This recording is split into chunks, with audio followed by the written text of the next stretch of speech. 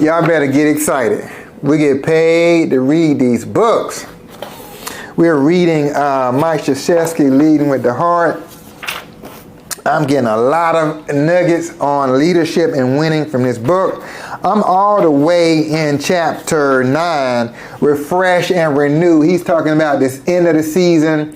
Duke typically is going to go to the NCAA tournament, and basically he's saying, you know, the postseason in college basketball is the time to get a fresh start. So he's talking about, you know, when the postseason starts, it doesn't matter what their record is up to that point. Their record is 0-0. Ooh, listen to what he said about that. We 0-0. He says, we'll focus on the small 14 brackets. Obviously, the Sweet Six, you know, in the NCAA tournament, it's 64 teams, I think, to get invited, and they broken up in brackets all over the country. He said, we just focus on our one bracket, the area that we're in. He said, we focus on the small 14 brackets rather than a huge bracket that centers on the Final Four. In our region, wherever our site is, we have to win the first game, play the second game, then win the second game. If we do that, then we will define our next goal.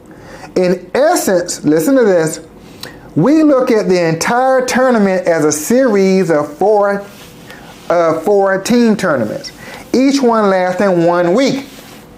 You got to be a weekly goal setter and a weekly goal hitter. I mean, you know, you got to be a weekly goal setter and a weekly goal hitter. It's 1 week at a time. Then it turns into, then you break that down to 1 day at a time. He says, blah, blah, blah, each lasting 1 week. So wherever we are geographically, we'll give the players a copy of only the 14 bracket for that week.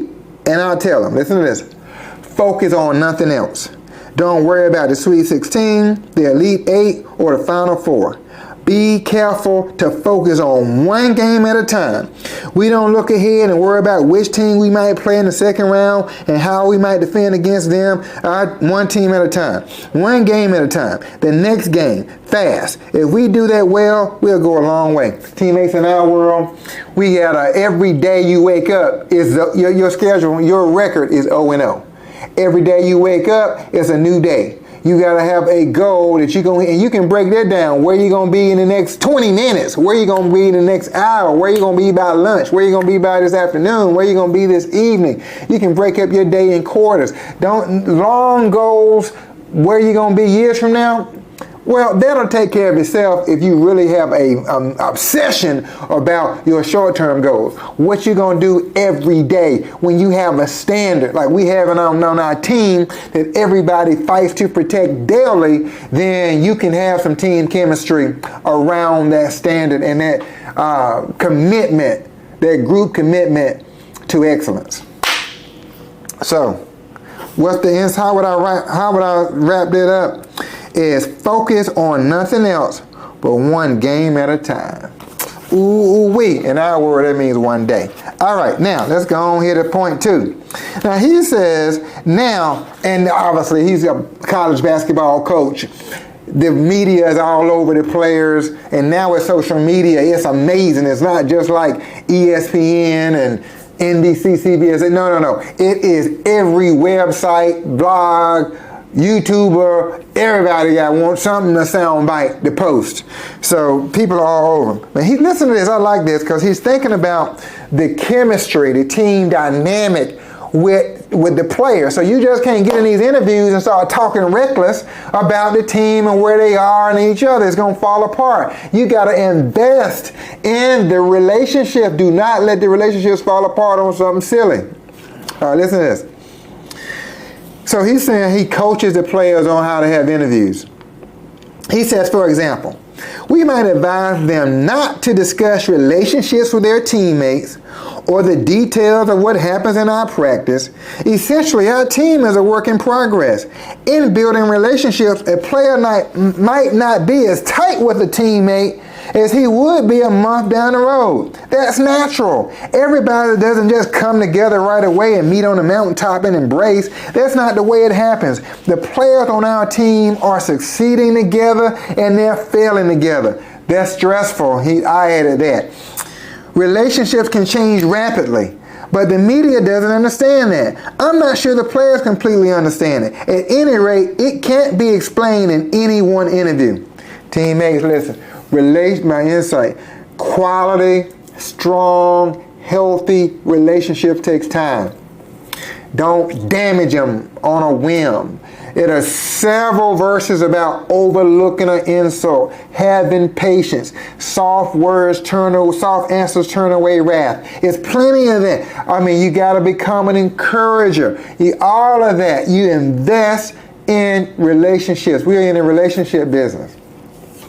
And it takes time. That's why he's saying, don't get on this interview and start saying, this guy ain't playing defense. This guy didn't turn the ball over, that's why we lost. Don't start blaming and pointing fingers and all this other kind of stuff. You know, you got to love each other and encouraging each other. One of our leaders, Jimmy Jam, said something on stage this past weekend. He said, I love you, but I ain't going to go down the wrong road with you. I mean, that's exactly right. I love you, but I don't love you enough to go off the cliff with you.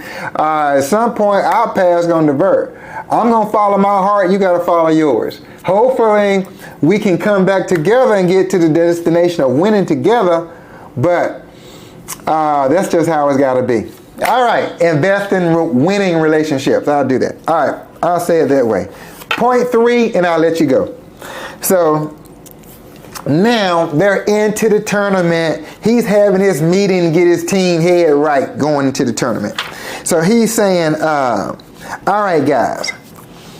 He says, how many teams, now he's talking to his team. He says, how many teams really truly believe they can win this tournament? And then, the players are going to respond, and some of them going to say all of them. Some of them say 8, 5, 3, 2, or whatever. He says, fellas, there are probably less than a handful of teams who believe they can win it all. Teammates, did you hear what he's saying in his book? Everybody don't even believe that they can win. I mean, it's just like they're just not going to put forth the effort because of a lack of confidence and doubt just permeates in their spirit. Ain't nothing you can do with that. You just got to make sure you exude and vibrate winning and abundance, and you believe you can win. That's your that's all everybody's full-time job. So then he goes on to say, he says, gentlemen, we have to be one of the teams who believes we can win it all. I'll tell them, it's true we belong in the tournament. We've earned the right to be a high seed because of the way we played during the regular season. All our hard work has paid off. But more important than simply believing we belong is believing we can win.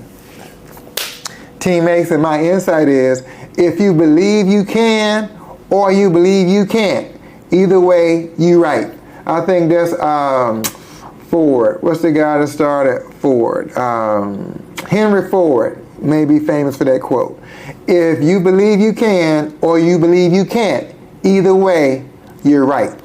Teammates, I'm excited. We are creating some momentum in our business. I love reading these books and studying leadership and coaching and biographies and mindset and all that kind of stuff. It helps me stay sharp and keep my edge mentally and believe that why not us?